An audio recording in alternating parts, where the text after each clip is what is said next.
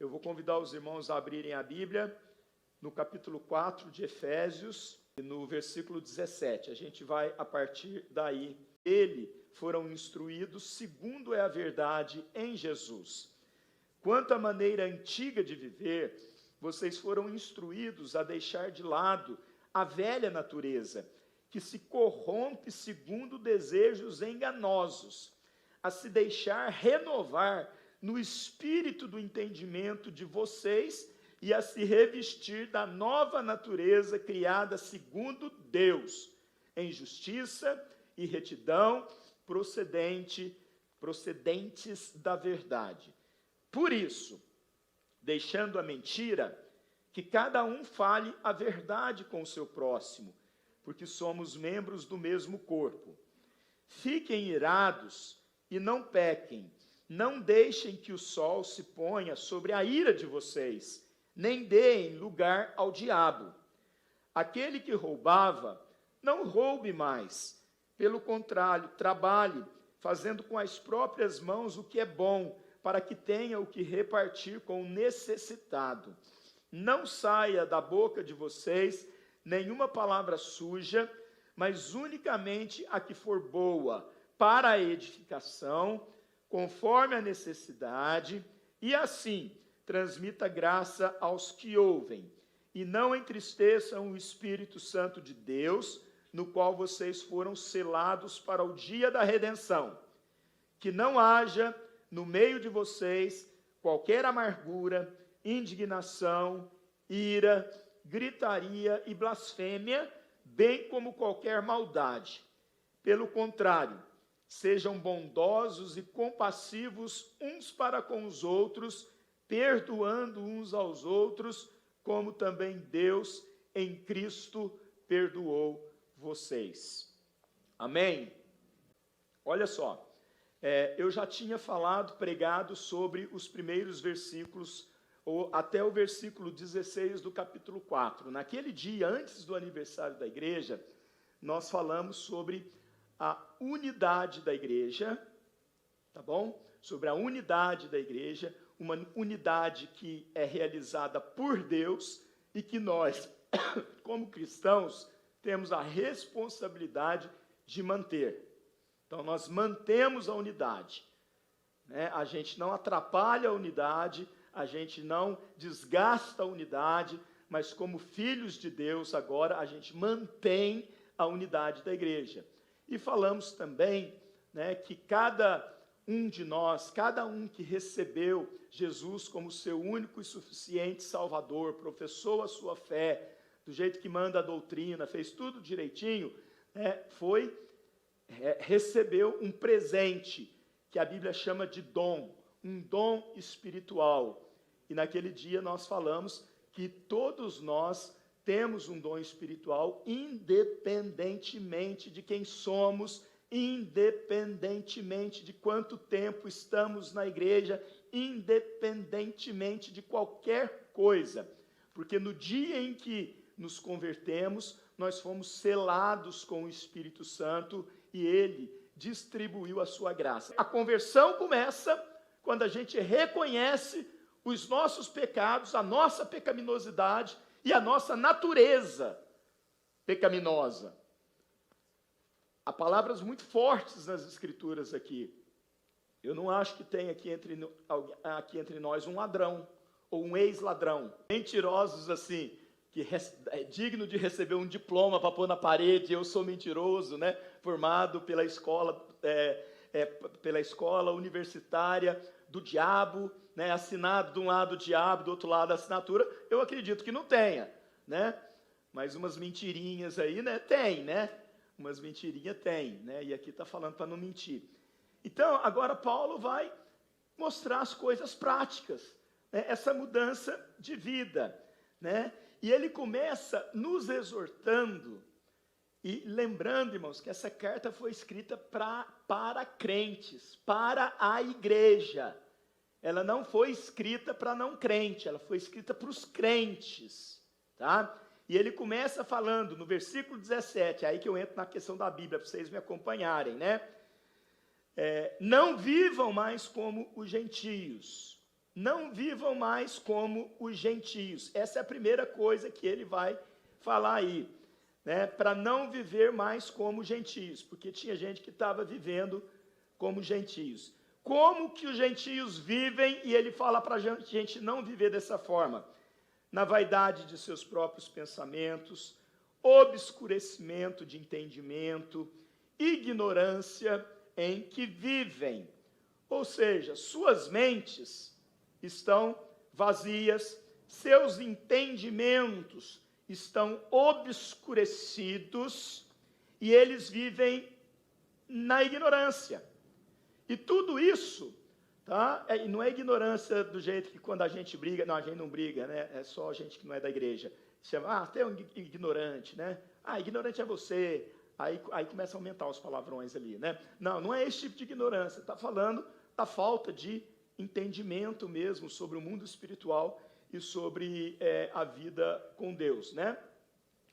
Então, Paulo vai falar sobre esse caminho dos gentios, lembrando aqueles crentes, porque a vida do crente, que somos nós, começa com o arrependimento. Sem arrependimento a gente não vê a Deus, não? Então, primeiro, vaidade de seus pensamentos. Os cristãos, portanto, digo e eu dou testemunho no Senhor que não andeis mais como andam os gentios, em pensamentos fúteis. Né? Em pensamentos fúteis. Os cristãos pensam de forma diferente das pessoas não salvas. Tem que ter um pensamento diferente. O pensamento dos pagãos é um pensamento fútil, que tem soberba, né, que tem valores que não pode ter de nós cristãos, né?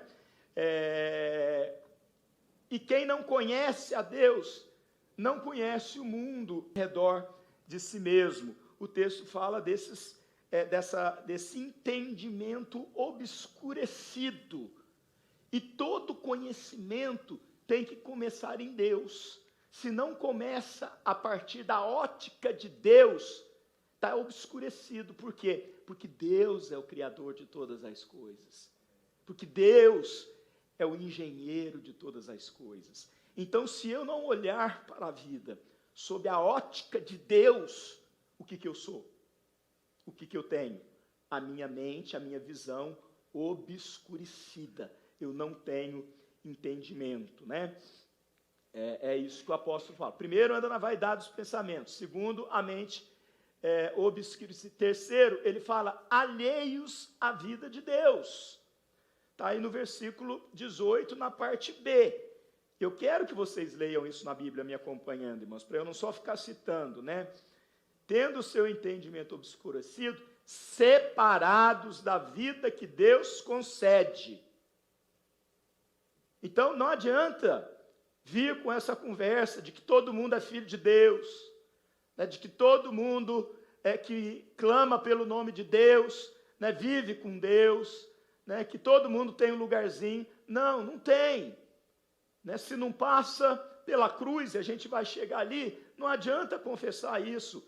Está falando aí que vivem separados, alheios, vivem longe de Deus, adoram outros deuses e abandonam o Deus vivo. Fala assim, pastor, mas eu tenho um parente que ele é gente boa, sabe? Ele fala que crê em Deus, e ele fala tanto em Deus para mim, e eu não vejo ele fazendo nada de errado.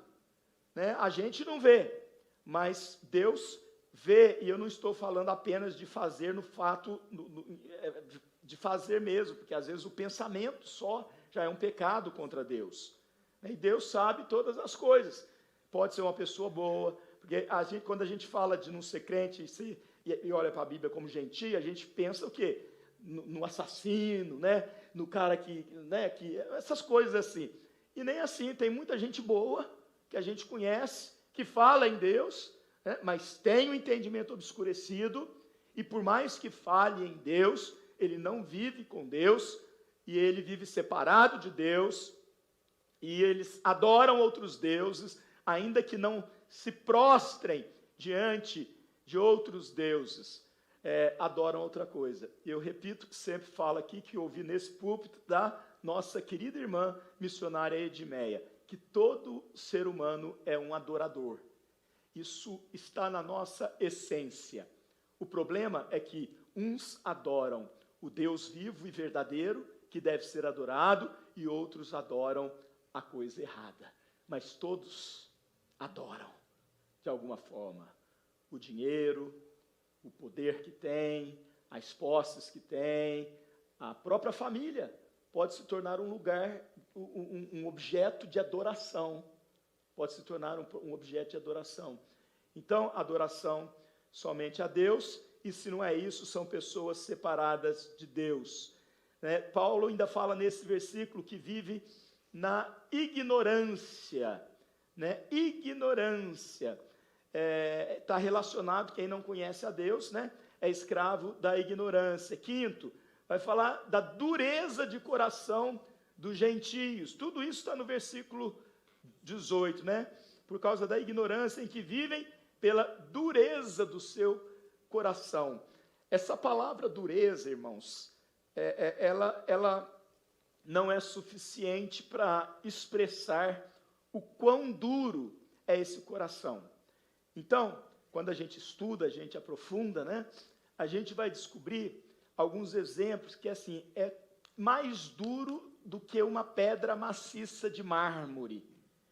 Pensando nos dias lá, é mais duro do que o aço. E aí, outros vão usar para explicar que é assim, que é um petrificado, é um coração de pedra. Ou seja, nada de Deus é capaz de entrar naquele coração. Tão duro é aquele coração. Sexto, Paulo diz que os gentios, no versículo 19a, tendo se tornado insensíveis, eles se entregam à libertinagem, para de forma desenfreada cometer todo tipo de impureza. Ou seja, há outra tradução que diz que, havendo se tornado insensíveis, entregaram-se à devassidão. A devassidão, ou seja, nada mais impede essa pessoa de fazer o que ela quer, de se misturar ao mundo e aos convites que o mundo faz. Isso é a decisão. A dureza de coração leva primeiro às trevas da mente, depois à sensibilidade da alma, e finalmente a uma vida desenfreada. Uma vida desenfreada. É uma vida tão desenfreada que essa pessoa não tem vergonha mais de absolutamente nada que faz. Talvez você conheça alguém assim. É por isso que surgem alguns ditados na nossa cultura, Pau que nasce torto nunca se endireita, que mais? Essas coisas assim, não, aquele ali não tem jeito mais. Eu nasci assim, eu vou viver assim, eu vou morrer assim, e etc. Então, a síndrome de Gabriela, segundo a nossa cultura, literatura. Devassidão ou lascívia, é estar sempre disponível para qualquer tipo de prazer. Presta atenção, todos nós queremos ter prazer. Tem alguém que não quer ter prazer? Aqui nós não estamos falando de prazer sexual, não, por incrível que pareça. A gente pode até inserir essa questão do prazer sexual, porque aqui está falando de todo tipo de prazer, mas inclusive aqueles que são desaprovados por Deus. Então, é isso que está falando aqui, quando fala dessa dissolução ou dessa devassidão que leva a cometer toda sorte de impureza. O homem, de um modo geral, sempre procura esconder os seus erros, não é verdade? De um modo geral, isso que a gente fala, lembrando a pregação do pastor Tiago, nos primeiros versículos do capítulo 5, existe um lugar de escuridão, onde nem você enxerga, nem os outros enxergam aquilo que você está fazendo. Existe um lugar de escuridão. Às vezes a gente se acostuma a um prazer que é reprovado pela Bíblia, e todas as vezes que a gente quer gozar desse prazer, a gente corre para esse quarto escuro, pensando que a gente, fugindo da presença dos outros, a gente consegue fugir da presença de Deus. Então está relacionado a isso. Vamos ver o que mais. Em sétimo, Paulo diz que os gentios entregam-se à avidez, né, para cometer com avidez todo tipo de impureza, né? Aqui agora, engraçado, a gente pensa em impureza sempre pensando na questão sexual, mas não é. Existe a palavra, eu não gosto de ficar citando grego aqui e tal, falando que o significado, a língua original, eu gosto de ir direto no ponto, né? Mas o significado dessa impureza, que não é impureza sexual, quer dizer uma vontade destemida, uma avidez arrogante, execrável, do desejo de possuir. De possuir. Ou seja, tudo que não é seu e você deseja para você. Pode ser na área sexual, pode ser na área sexual. Pode ser na área material, pode ser na área material. Aquilo que não é seu. Não há um contentamento e você não tem limites para se apropriar daquilo que você quer. Custe o que custar. Ou você vai no seu quarto escuro para pegar aquilo que não lhe pertence, ou você vai fazer alguma coisa, ou você vai passar em cima de alguém, pisar em cima de alguém, puxar o tapete de alguém. Essa é uma linguagem bem clara, né? Para chegar onde você quer chegar. É isso que o apóstolo Paulo está falando aqui sobre se entregar à avidez, né? Muito bem. Mas aí Paulo, depois de falar sobre esse velho procedimento, ele vai mudar o seu argumento agora e falar sobre o seu novo argumento. Mas não foi assim que vocês aprenderam de Cristo. Se é que de fato ouviram falar dele e nele foram instruídos, segundo é a verdade em Jesus. Então agora ele vai fazer um contraste entre a vida do ímpio e a vida do crente, para chamar o crente a viver uma vida de santidade e não uma vida de pecaminosidade ou de insanidade, né? Então, o que nós temos aqui? Aprendestes a Cristo, se de fato o ouviste, nele fostes instruídos, vos renovar do espírito da vossa mente e vos revestir do novo homem criado segundo Deus em verdadeira justiça e santidade. Eu não vou acompanhar tudo que está aqui não, porque eu quero passar rapidamente por isso, né? Porque aí nós vamos entrar no final do texto. Então, irmãos, primeiro, não foi assim que nós aprendemos de quem? De Cristo. Aqui há uma sugestão que nós poderíamos falar, que não foi assim que vocês aprenderam com Cristo. Porque uma coisa é a gente ouvir falar de Cristo. Outra coisa é a gente aprender com Cristo. E para aprender com Cristo, eu preciso ter uma vida de intimidade com Cristo. Se eu não ando com Cristo, eu não vou aprender de Cristo, por mais que eu decore os 4 evangelhos, por mais que eu decore todas as falas de Jesus aqui. Eu tenho que decorar, eu tenho que aprender, é por meio da palavra que nós aprendemos, e hoje é por meio da palavra que nós andamos com Cristo.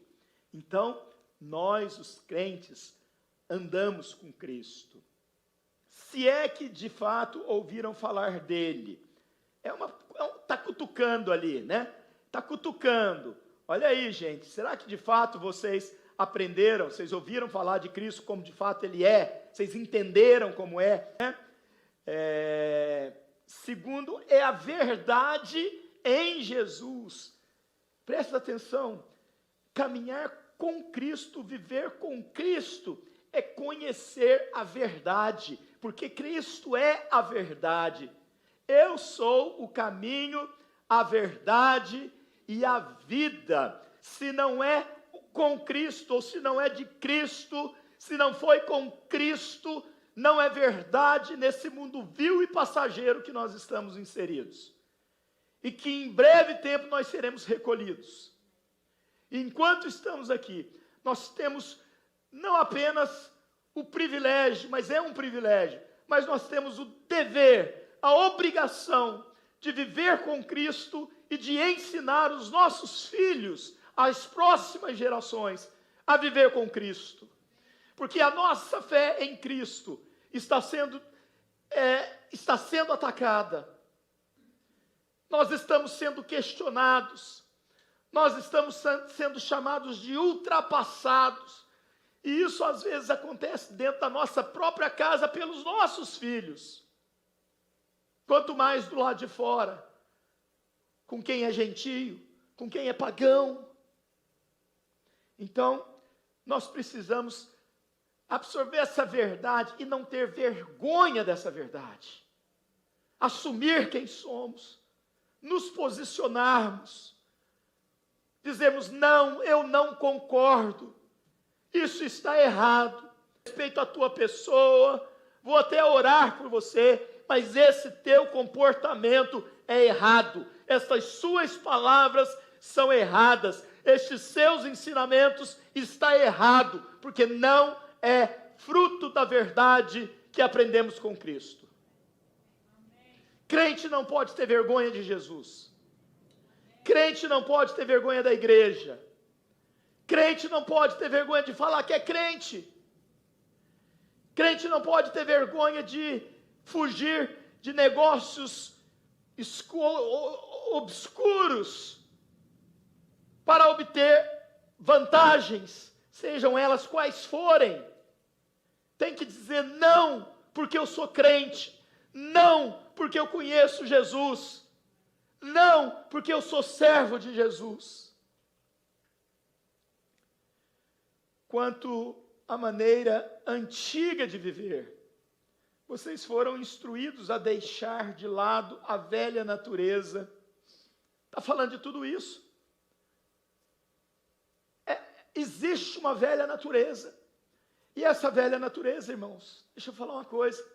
O versículo seguinte está falando assim: que ela se corrompe segundo desejos enganosos, mas a se deixar renovar no espírito do entendimento de vocês e a se revestir da nova, o quê? Natureza. Criada segundo quem? Criada segundo Deus. De que jeito? Em justiça e retidão procedentes da verdade. Então presta atenção. Existe uma velha natureza e existe uma nova natureza.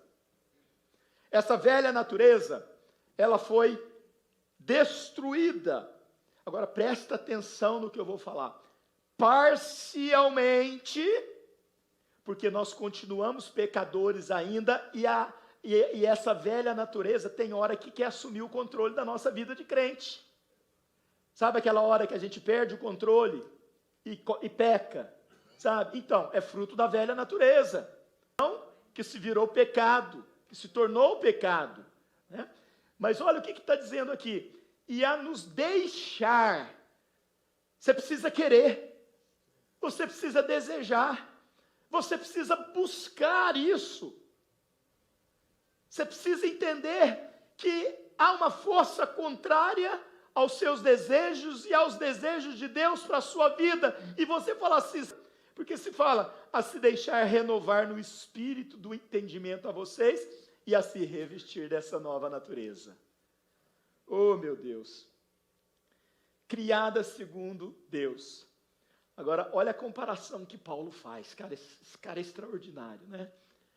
A velha natureza, ela se corrompe. Se corrompe. A nova natureza, ela foi criada, por Deus. Enquanto uma é para destruição, a outra é para construção. Enquanto uma é para a morte, a outra é para a vida. E de qual você quer estar revestido? Em outras passagens, o apóstolo Paulo vai falar de tirar as velhas roupas, de colocar as novas roupas. Mas fato é que tudo tem o mesmo significado. O mesmo significado. Então vamos agora seguir para o final. Nós vamos caminhar para o final, porque agora do versículo 25 até o final, versículo 32, Paulo, depois de explicar essa transformação, essa conversão, ele vai o quê? Ele vai dar exemplos. E aqui nós temos 5 exemplos. E eu vou passar rapidamente porque eles são muito claros, irmãos. Primeiro, por isso deixando a mentira. Crente não mente. A mentira, diz Jesus em João capítulo 10, não me lembro o versículo, ela é do diabo. O diabo é o pai da mentira. Todas as vezes que você fala a verdade, porque aqui diz, mas cada um fale a verdade com o seu próximo, porque somos membros do mesmo corpo. Vejam que esses 5 pecados que ele vai colocar a partir de agora, diz respeito a relacionamentos. E ele está falando, nos nossos relacionamentos, você não pode mentir, você tem que falar a verdade, porque fazemos parte do mesmo corpo. Todas as vezes que você fala a verdade, você está sendo boca de Deus neste mundo. Mas todas as vezes que você abre a sua boca para mentir, você está sendo boca do diabo neste mundo. Crente não mente.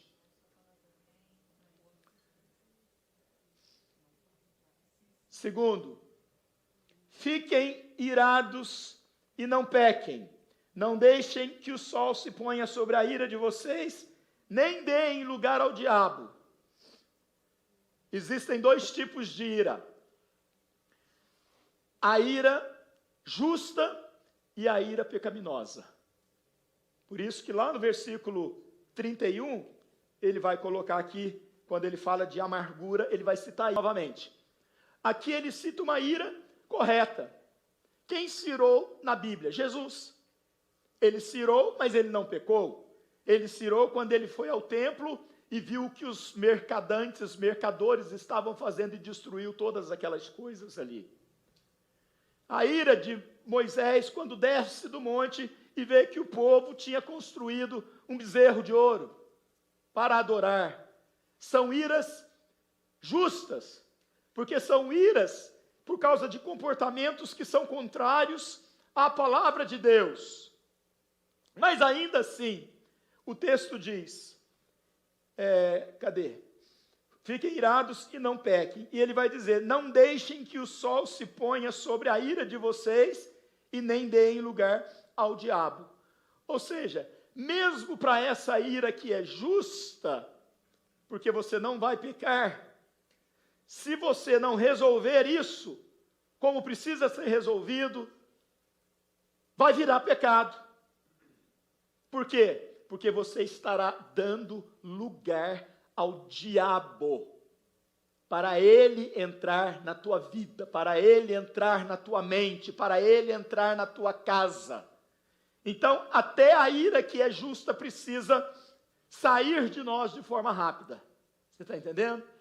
Está entendendo? Alguns dizem que tem que ser resolvido no mesmo dia, por causa da expressão, usando uma tradução, usando uma interpretação literal.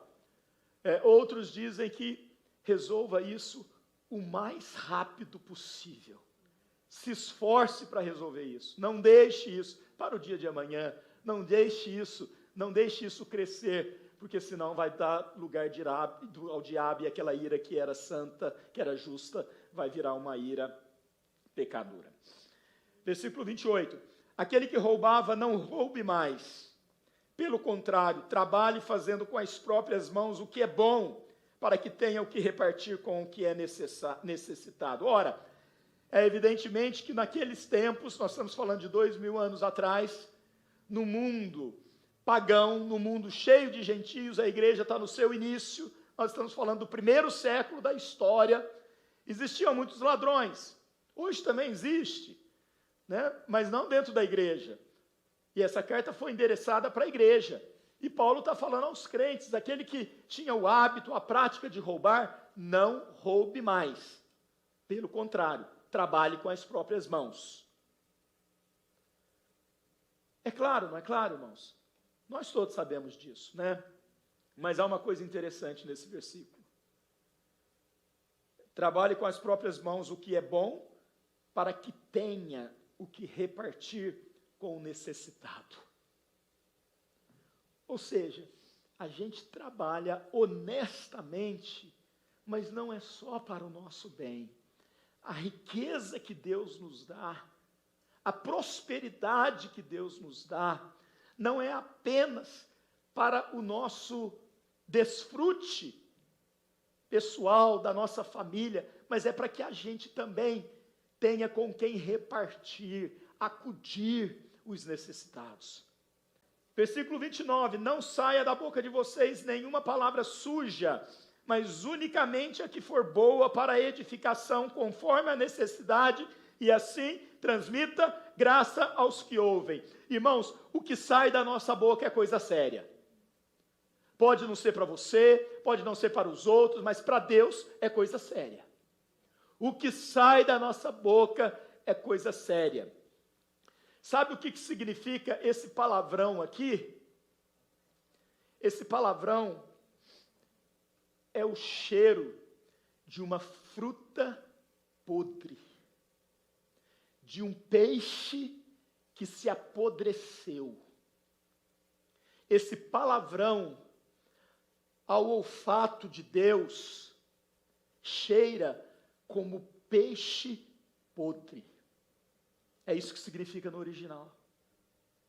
Essa palavra torpe. É isso que você quer que Deus ouça de você? É esse cheiro de podre que você quer que chegue até o altar do Senhor? Através da sua vida. Ele sente esse cheiro de podre todos os dias, pelo mundo, da boca do mundo, da boca dos gentios, da boca daqueles que nos humilham, da boca daqueles que tentam nos calar, da boca daqueles que entram nas igrejas, não interessa se são católicas ou protestantes, para destruir as igrejas, da boca daqueles que estão expulsando padres e pastores do seu país, da boca daqueles que estão perseguindo os cristãos. Ele sente esse cheiro todos os dias, mas nós precisamos levar um cheiro agradável ao Senhor. Nós somos a igreja dele, nós somos a noiva dele. Vocês estão percebendo a seriedade do que está acontecendo no mundo hoje e que está entrando dentro da nossa igreja? Que dos nossos lábios possa subir um louvor, uma adoração agradável ao Senhor a cada dia. E aí ele termina: não entristeçam o Espírito Santo de Deus, no qual vocês foram selados para o dia da redenção, que não haja no meio de vocês qualquer amargura. Aqui então vem a última exortação. E as consequências da amargura vem a indignação, a ira aparece aqui agora. Olha o que aparece aqui. Agora está falando da ira que não é bíblica, que não é justa, que não é santa. Então tome cuidado. O que mais que está falando aqui? Gritaria. Eu estou gritando aqui agora, né, irmão? Ai, Jesus. Mas os irmãos estão entendendo, né? Assim como tem a ira justa, tem a gritaria justa também, né? Hora que o povo, por exemplo, no meio do culto, o louvor está aqui, a gente é tomado, né? O Espírito Santo vem e a gente começa a gritar porque a gente não se controla. O que é isso? Né? É uma gritaria santa, mas vocês sabem que não é sobre esse tipo de gritaria que a Bíblia está falando. Aqui está falando quando a gente grita com o nosso irmão, com a nossa irmã, né? Dentro de casa, com o nosso empregado. O nosso empregado, tudo tem um jeito certo de falar. E nós temos esse jeito certo de falar. Está em nós. É a nossa nova natureza. Deus nos revestiu dela. Então nós precisamos dela. Né? E blasfêmia, bem como qualquer maldade. E aí ele termina nos convidando, nos apelando. Pelo contrário, sejam bondosos e compassivos uns para com os outros. Bondosos e compassivos. Anula tudo isso que nós falamos. Perdoando uns aos outros. Perdoando uns aos outros. Não é perdão da boca para fora, não é perdão para se obter vantagem, não é perdão para se mostrar para ninguém, é perdão verdadeiro, é o perdão que cura, é o perdão que transforma. Se você perdoou, mas você sente que ainda tem problemas, não houve cura, não curou ainda, e analisar, será que o perdão foi verdadeiro? Da minha parte, da outra parte, não está resolvido ainda. Não está resolvido ainda. E alguém me falou essa semana que eu herdei uma igreja, vocês entendem o que eu estou falando?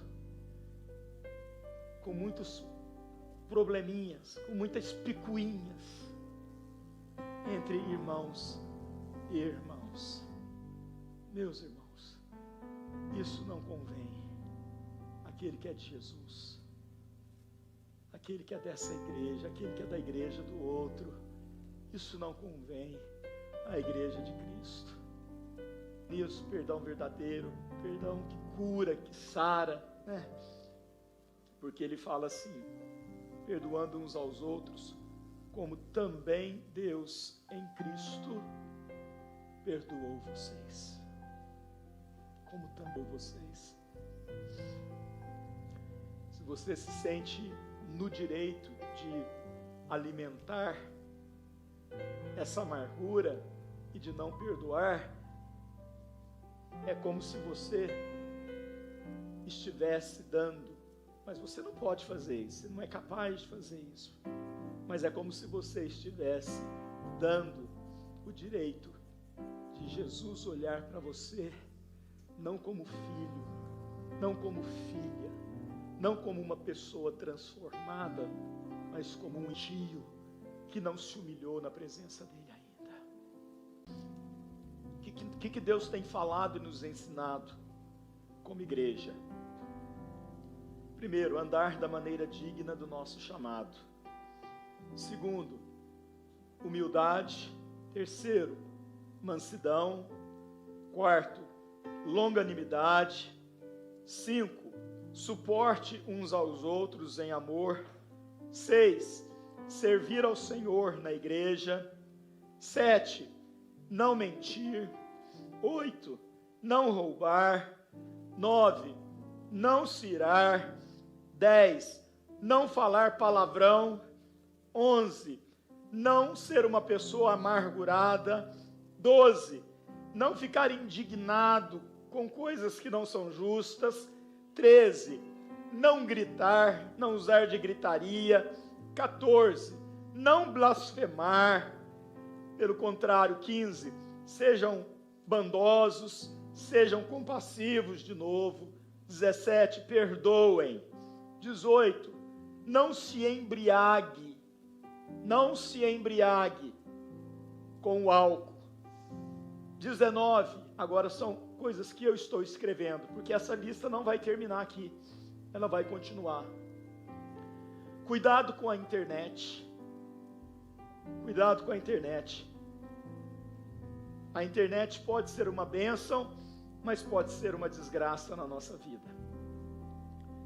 Cuidado com o que você posta na internet. O que você posta na internet pode ser uma bênção, mas pode ser uma desgraça para o povo de Deus. Cuidado com o que você escreve na internet. Sabe, um tem problema com o outro e começa a mandar recado através da mídia social. Um escreve um versículo e um texto enorme, o outro vai lá, rebate com outro versículo, escreve outro texto enorme. bota o negócio no store e aí faz uma frase lá embaixo. O versículo estava até bonito, a arte estava até bonito, mas acabou com tudo quando botou o negócio ali embaixo. Toma cuidado, gente. Essa é a forma mais atual onde nós estamos cometendo esses pecados citados há 2 anos atrás. Então vamos tomar cuidado com isso, né? Eu falei 21 coisas, e essa lista vai aumentar até o final da carta aos Efésios. Mas eu queria chamar a atenção para você, para o versículo 30, quando diz assim: e não entristeçam o Espírito Santo de Deus, no qual vocês foram selados para o dia da redenção.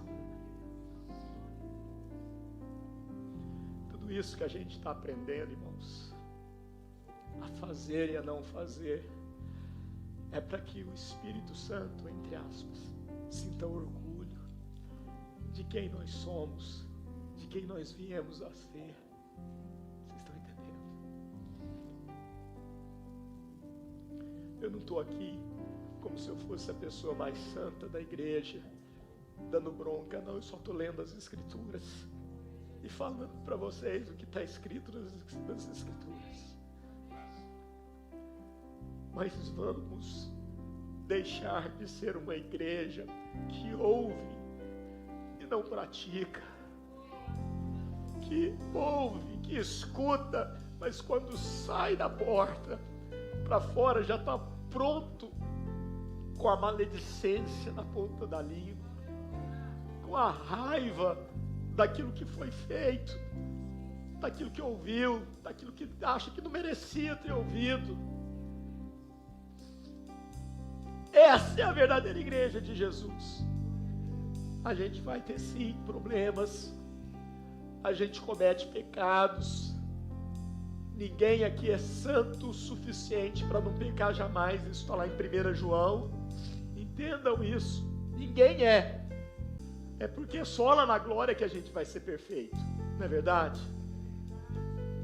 Mas não entristeçamos o Espírito Santo de Deus. Quando você decidir fazer isso ou aquilo, pense nisso. Será que o Espírito Santo de Deus está feliz comigo? Será que o Espírito Santo está feliz com a minha vida?